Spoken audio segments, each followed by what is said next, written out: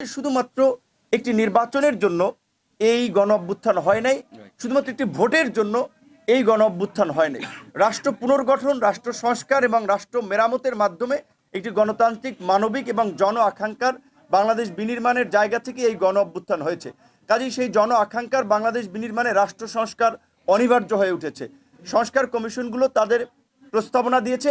আমরা চাই সংস্কার কমিশনের এই প্রস্তাবনার আলোকে রাজনৈতিক দলগুলোর সাথে আলাপ আলোচনা করে সরকার রাষ্ট্র সংস্কারের একটা পূর্ণাঙ্গ রূপরেখা জাতির সামনে উপস্থাপন করবেন। সেইটার অধিকাংশ বাস্তবায়নের পরেই তারা নির্বাচনের পথে হাঁটবেন।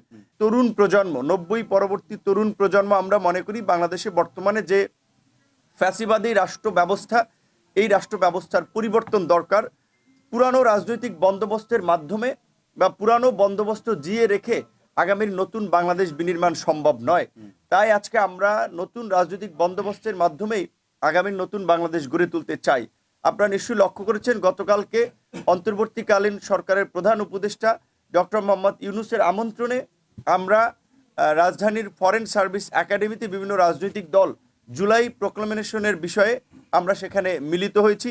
সেখানে আমাদের মতামত দিয়েছে। আমরা সকলেই বলেছি, কিন্তু যেহেতু এটি একটি বাংলাদেশের ইতিহাসের একটি যুগান্তকারী পরিবর্তন এবং বাংলাদেশের মানুষ দল মত নির্বিশেষে সকলে ঐক্যবদ্ধভাবে এই লড়াই করেছে এবং এই লড়াইয়ের পেছনে বড় ধরনের একটা প্রেক্ষাপট রয়েছে। বিশেষ করে গত 1.5 দশকে ফ্যাসিবাদী আওয়ামী সরকারের যে দুঃশাসন, সেটা কার্যত বাংলাদেশের স্বাধীনতা, সার্বভৌমত্বকে একটি সংকটে ফেলেছিল, যার ফলেই কিন্তু এই গণ অভ্যুত্থান অনিবার্য হয়ে পড়েছিল। এই গণ অভ্যুত্থানের আইনি, রাজনৈতিক, সাংবিধানিক সকল প্রকারের বৈধতা দানের জন্যই একটি ঘোষণাপত্র প্রয়োজন। গতকালকে সকল রাজনৈতিক দলের নেতৃবৃন্দ তাদের মতামত দিয়েছে।